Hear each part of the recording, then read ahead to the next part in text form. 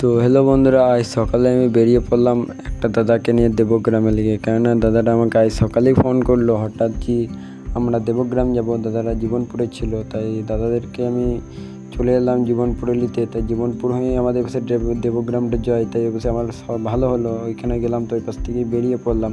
তো আমি দুজনকে চাপিয়ে নিয়ে আমি বেরিয়ে পড়লাম। ওরা একটু এখানে দেখা সাক্ষাৎ করলো, ওদের আপন ছিল, একটুখানি দেখা করে নিল, কুটুম ছিল। তারপরে ওইখান থেকে আমরা একটুখানি দাঁড়ালে বুঝছো কুটুম বাড়িতে একটু টাইম লাগবেই। তো এখানে লাগার পর হয়ে যাওয়ার পরে চাপিয়ে নিয়ে আমি বেরিয়ে পড়লাম। এটা মিনিমাম কিত্তুরির কাছে ছিল, তাই এখানে একটু টাইম লাগলো। এখানে মিনিমাম 10-15 মিনিট লেগেছে।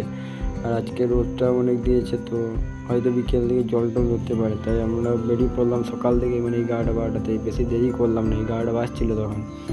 তো এই আমি এখন দিকে নিয়ে চলে গেলাম। তো দেখতেই পাচ্ছ তোমরা রাস্তার হাল, আর রোদে তো আমার পুরো অবস্থা খারাপ। তারপরে ওদেরকে নামিয়ে আমি চলে এলাম তোমার আমাদেরই পাশে। তো এই পাশে দেখতে পাচ্ছ মেঘ করেছে, আর আমি যেতে পারছি না পিকআপে, জলটাও আসবে হয়তো।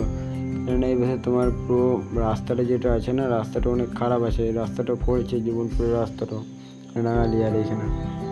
তো রাস্তাটা অনেক খারাপ হয়ে যেত। আমি চলে এলাম ঘর করে। এসে দেখতে পাচ্ছি রাজার একটু এখানটা খারাপ হয়ে গেছে। এই যে চাবিটা হয়তো খুলে গেছে, তো ওটা বাবা এখন আপাতত একটা নাট দিয়ে টাইট রাখলো, ওটা আমাকে চেঞ্জ করতে হতো। চলো যাই হোক, গাড়িটা এখন অনেক খরচা আছে, তো ওটা বাদ দিয়ে তোমাদেরকে দেখাবো।